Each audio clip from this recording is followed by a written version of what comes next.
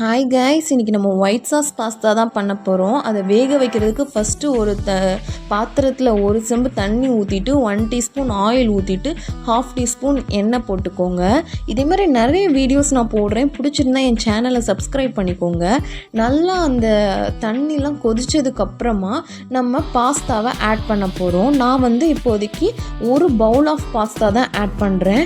அதுக்கு தேவையான அளவு தான் நான் சொல்லிகிட்டு இருக்கிறேன். நீங்கள் இதே டபுளாக பண்ணேன்னா அதுக்கு தக்கன நீங்கள் குவான்டிட்டி எல்லாத்தையுமே இன்க்ரீஸ் பண்ணிக்கோங்க.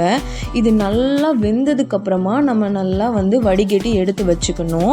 இப்போ நம்ம ஒயிட் சாஸ் பாஸ்தாங்கிறதுனால அந்த சாஸ் க்ரியேட் பண்ணணும்ல, அதுக்கு நான் இப்போ 20 கிராம்ஸ் ஆஃப் பட்டர் எடுத்திருக்கேன். அதை நல்லா மெயின் பண்ணுங்கள். நம்ம எவ்வளோ பட்டர் ஆட் பண்ணுறோமோ அந்தளவுக்கு அந்த பாஸ்தா நல்லா ரிச்னஸ் கிடைக்கும்.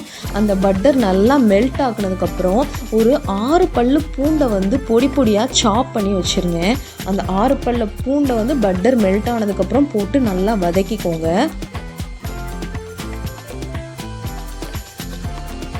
ஆனால் இந்த பூண்டை வதக்கினோடனே அது கருகிடக்கூடாது. போட்டு இதை எல்லாத்தையும் நம்ம சிம்லேயே வச்சு தான் இதை பண்ண போகிறோம். நெக்ஸ்ட்டு 1 டீஸ்பூன் மைதா மாவு போட்டுக்கோங்க. அது அந்த சாஸை கொஞ்சம் திக் கன்சிஸ்டன்சி கொடுக்குறதுக்காண்டி இது. அந்த மைதா மாவு நல்லா அந்த பட்டரில் வதங்குற அளவுக்கு நல்லா ஃப்ரை பண்ணுற அளவுக்கு நல்லா பண்ணதுக்கப்புறமா நான் ஒரு பவுல் பண்ணதுனால இதில் ஒரு கப் பால் ஊற்றுறேன். இந்த பால் நல்லா ஊற்றுனதுக்கப்புறம் அந்த மைதா மாவு கட்டி கட்டியாக இல்லாத அளவுக்கு நல்லா அந்த சாஸ் க்ரியேட் பண்ணுற அளவுக்கு எல்லாத்தையும் உடச்சி விட்டுட்டு நல்லா அதை மிக்ஸ் பண்ணிக்கோங்க. இப்போ அந்த சாஸ் பண்ணதுக்கப்புறம் இதில் ஒரு தேவையான அளவுக்கு உப்பு போடணும். நான் இதில் 1/2 டீஸ்பூன் இந்த அளவுக்கு நான் 1/2 டீஸ்பூன் போட்டிருக்கேன். ஒரு 1 ஸ்பூன் சில்லி ஃப்ளேக்ஸ் போட்டுக்கோங்க. அண்ட் இட்டாலியன் சீசனிங், இதுலேயே ஆரிகனோ எல்லாமே இருக்கும். இந்த இட்டாலியன் சீசனிங் ஒரு 1 டீஸ்பூன் போட்டுக்கோங்க.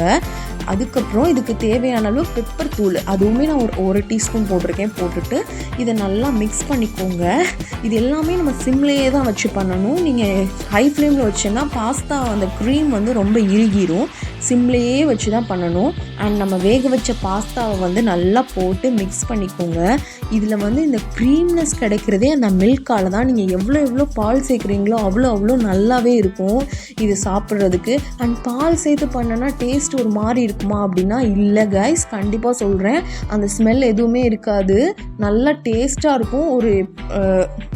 ஒரு சேவரி சாப்பிட்ற மாதிரி தான் ஃபீல் ஆகும். உங்களுக்கு ஒரு ஸ்வீட் சாப்பிட்ற மாதிரி ஃபீல் ஆகாது. இந்த அளவுக்கு கொஞ்சம் க்ரீமி கன்சிஸ்டன்சி வந்தோடனே எடுத்து சர்வ் பண்ணிடுங்க. ட்ரை பண்ணி பார்த்துட்டு சொல்லுங்கள். நான் ட்ரை பண்ண ரொம்ப டேஸ்ட்டாக இருந்துச்சு கைஸ். பாய்.